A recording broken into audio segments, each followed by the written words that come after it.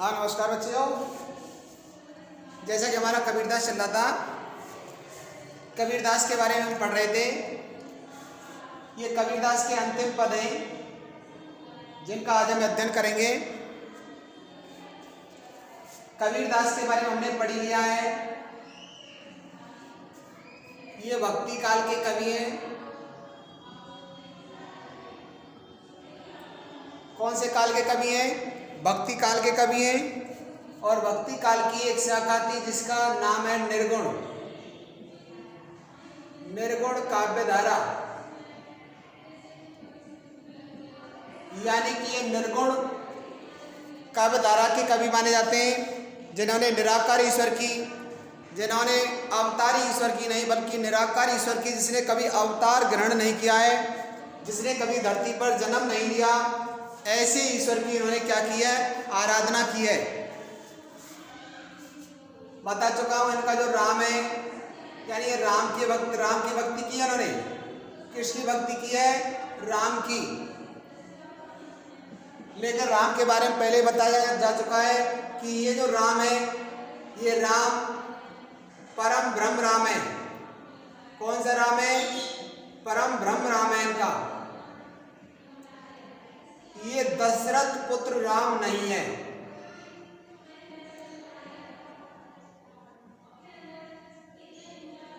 यानी कबीरदास ने अपने पदों में, अपने दोहों में जिस राम का नाम लिया है वो परम ब्रह्म राम है, अवतारी राम नहीं है।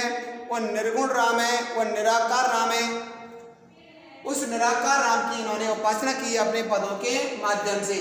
तो इनके जो राम है वो दशरथ पुत्र राम नहीं है, सीता के पति राम नहीं है। तुलसीदास का नाम सुना होगा। तुलसीदास के पदों में भी राम का नाम आता है। यानी हमेशा उन्होंने राम की भक्ति की है। तुलसीदास ने भी किसकी भक्ति की है? राम की भक्ति की है। राम को माध्यम बना करके ही उन्होंने पदों की रचना की है। लेकिन इनके जो राम है तुलसी के, ये दशरथ पुत्र राम है। ये जो राम है ये इनके दशरथ पुत्र राम हैं। तुलसीदास के पदों में जो राम नाम का जिक्र होता है, बार बार राम नाम आता है, ये इनका दशरथ पुत्र राम है, सीता के पति राम है, लक्ष्मण के भाई राम है। लेकिन कबीरदास के पदों में जिस राम नाम का बार बार जिक्र होता है, बार बार नाम आता है, वो राम निश्चित रूप से परम ब्रह्म राम है, जिसने कभी धरती पर जन्म लिया ही नहीं। तो ऐसे राम की कबीरदास ने क्या किया है?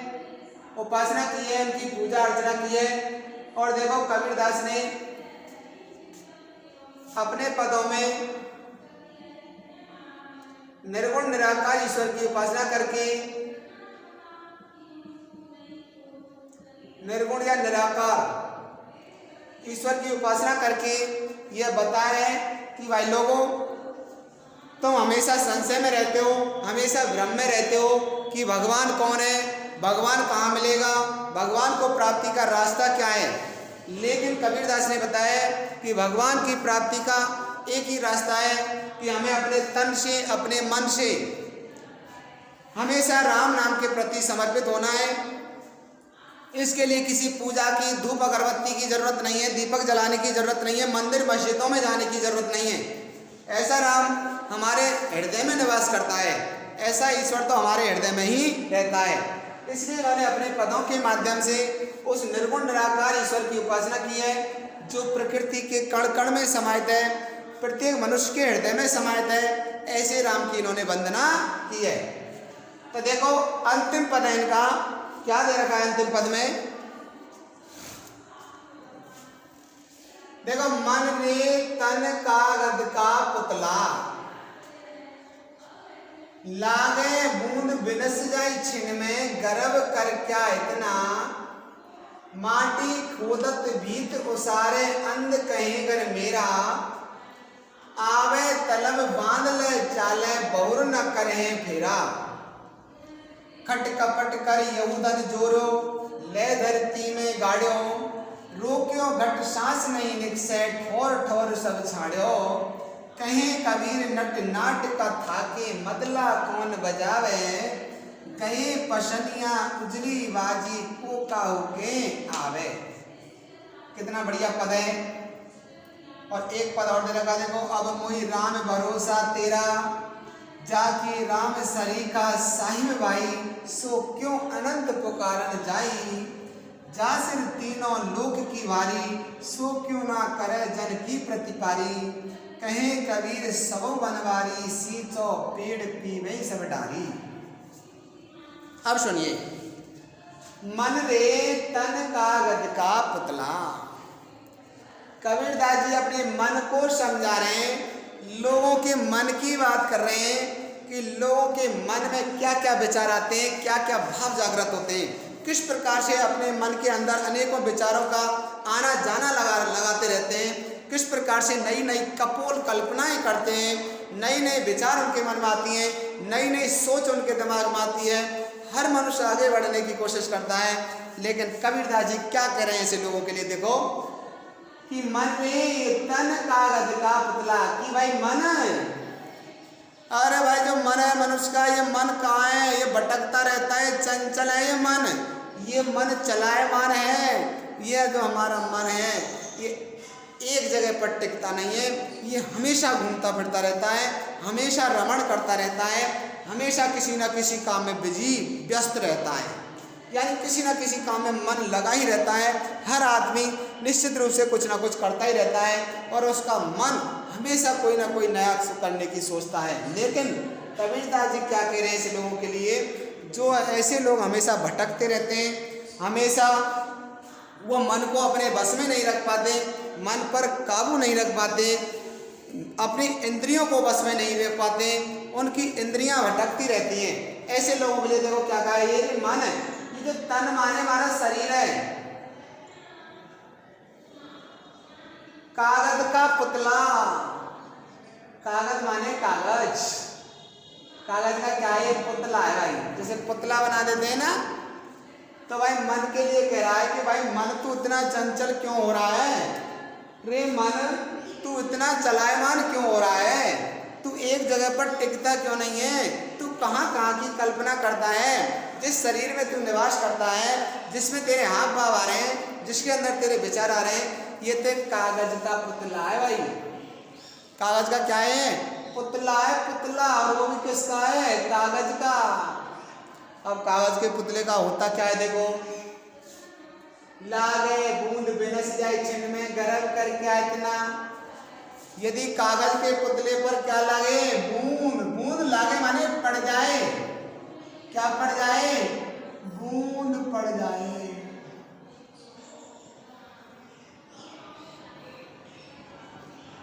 बिनस जाए माने बिखर जाए, टूट जाए, गल जाए, गल जाए।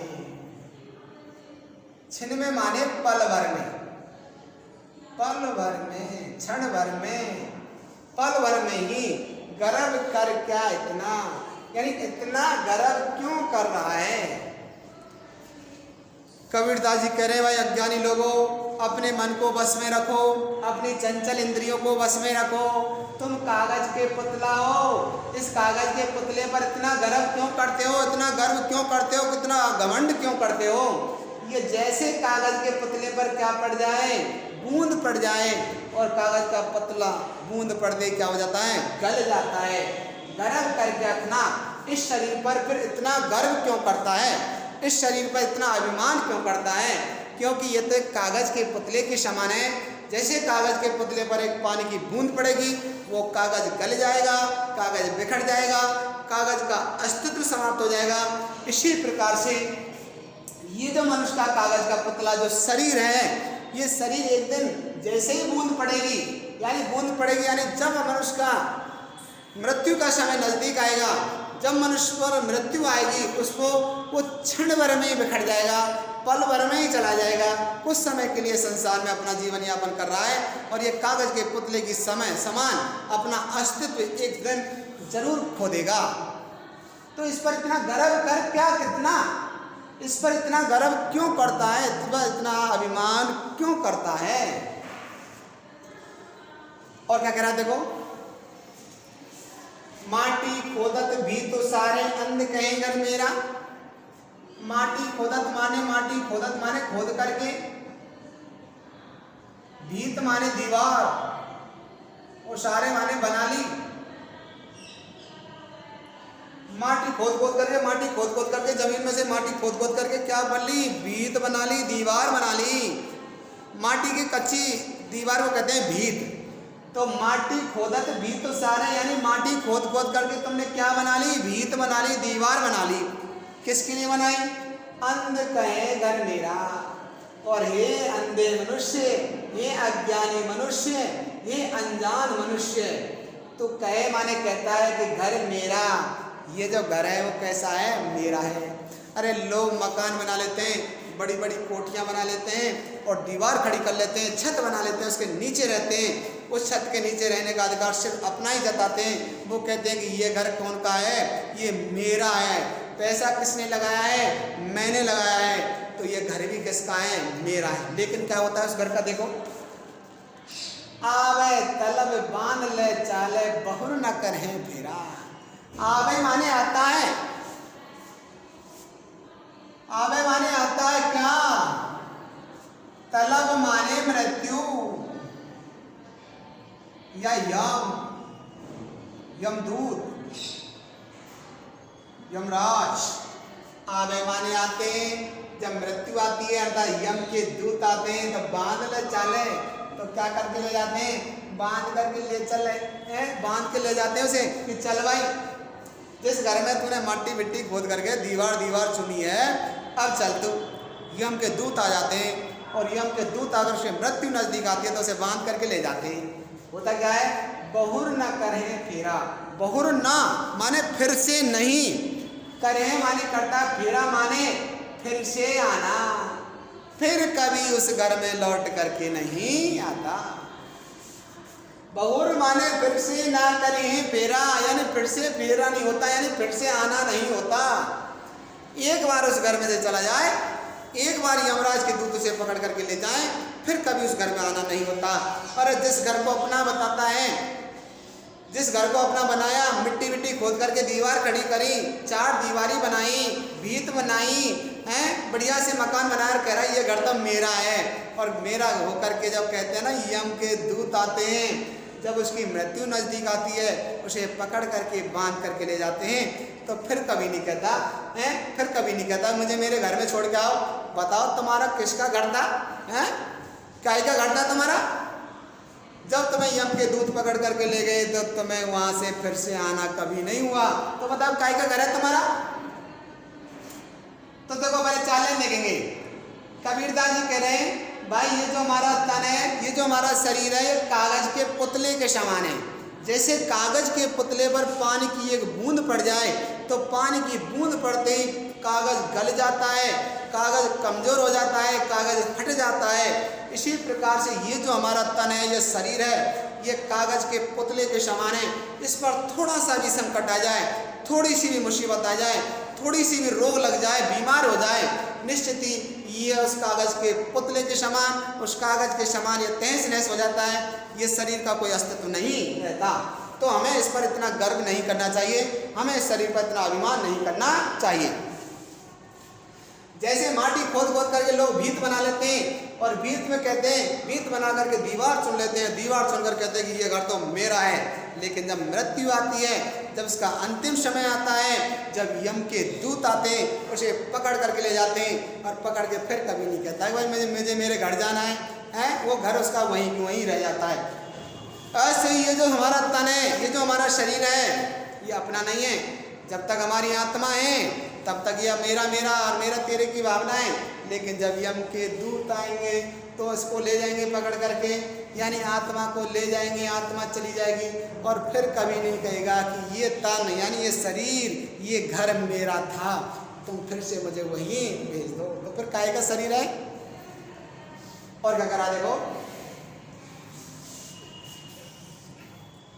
खट कपट कर यहू धन जोड़ो, ले धरती में गाड़ो, रोक्यो घट सांस नहीं निकसे, ठोर ठोर सब छाड़ो। खट कपट कर यहू धन जोड़ो। खट कपट माने क्या होता है?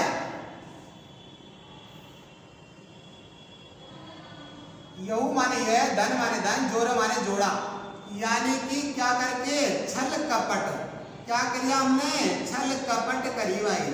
खट कपट माने छल कपट करके, यहू माने यह, धन माने धन, संपत्ति पैसा, जोर माने जोड़ लिया।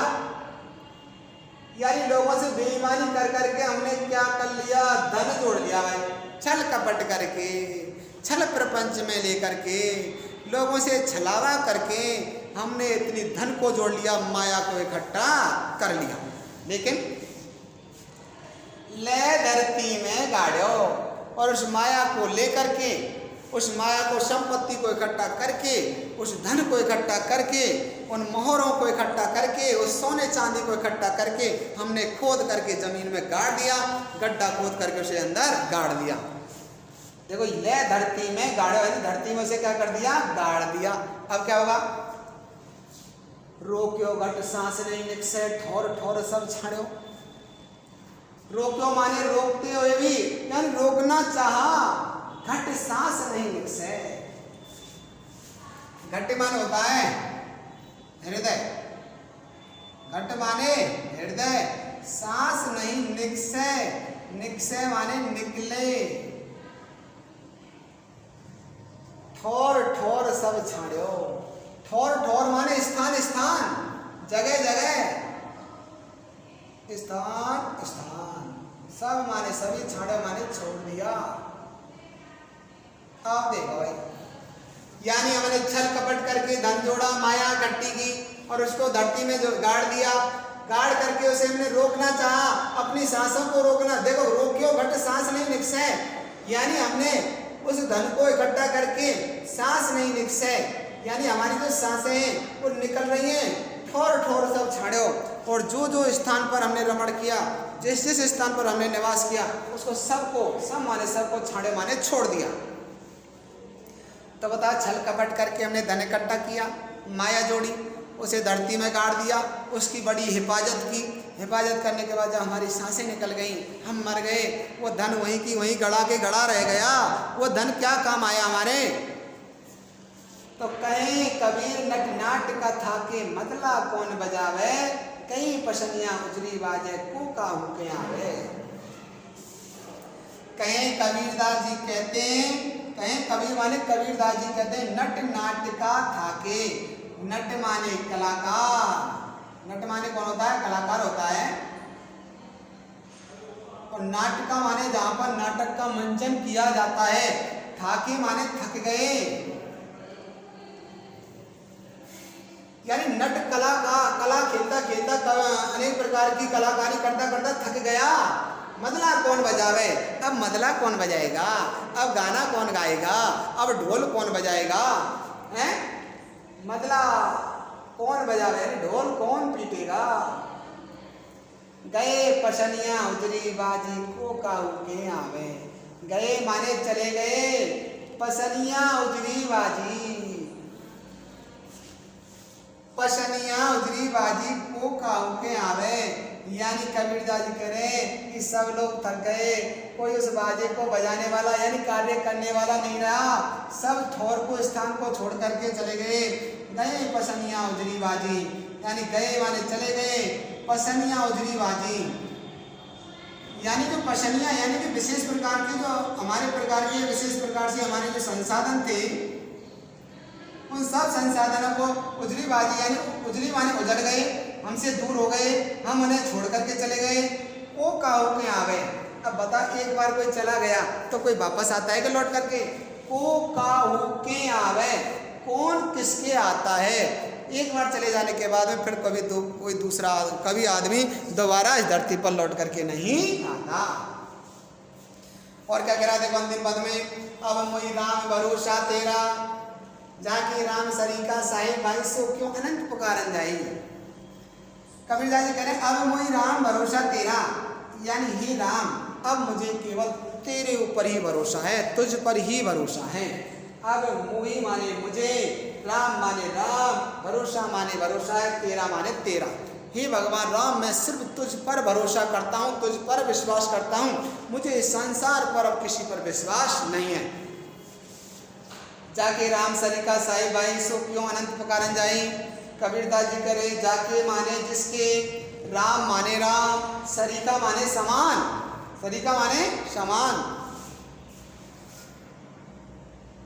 जिसकी राम सरिका यानी राम के समान, साहिब, साहिब माने चतुर, होशियार, प्रवीण, भाई यानी जिसकी राम के समान चतुर भाई है, सो क्यों अनंत पुकारन जाई।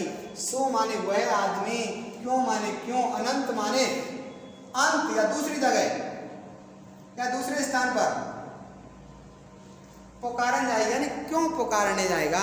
जिसके राम के समान भाई हैं, राम के समान बंधु हैं, वो अनंत माने दूसरी जगह पर पुकारने क्यों जाएगा, किसी दूसरे का नाम स्मरण क्यों करेगा, किसी दूसरे भगवान की आराधना क्यों करेगा। जा सिर तीनों लोक की भारी सो क्यों ना करे जन की प्रतिबारी।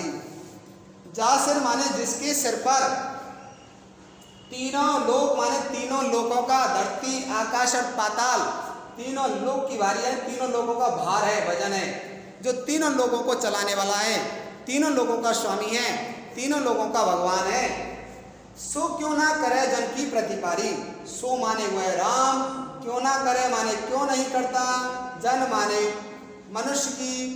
अब यहाँ जन किसे लिए दिया है, कबीरदास के लिए, अपने लिए स्वयं के लिए दे रहे कि इस जन की, इस कबीरदास की क्यों ना करें प्रतिपारी, यानी क्यों उसकी रखवाली नहीं करते, क्यों उसकी तरफ नजर नहीं करते, क्यों उसे नहीं अपनाते। कहें कबीर सबो बनवारी, सींचो पेड़ पीवई समदारी। कितनी बढ़िया बात है। कहें कबीर माने कहें माने कह रहे हैं, कबीर माने कबीरदास जी, सबो बनवारी, सबो माने सभी, बनवारी, बनवारी माने कृष्ण के लिए कह रहे हैं कि ये सबो माने सब बनवारी के हैं, ईश्वर के ही रूप हैं। सींचो पेड़ पीवई सब डारी। ये जितने भी भगवान के नाम लेते हो तुम, जितने भी अनेक प्रकार से भगवान की आराधना करते हो, अलग अलग रूपों में, अलग अलग नामों में, ये सब उसी के रूप हैं, ये सब उसी के नाम हैं। जैसे सींचो पेड़ पीवई सब डारी, अगर तुम पेड़ का सिंचन करो, पेड़ को सींचो, पेड़ में पानी दो, उसके मूल में पानी दो, उसकी जड़ में पानी दो, तो पीवे सब डारी।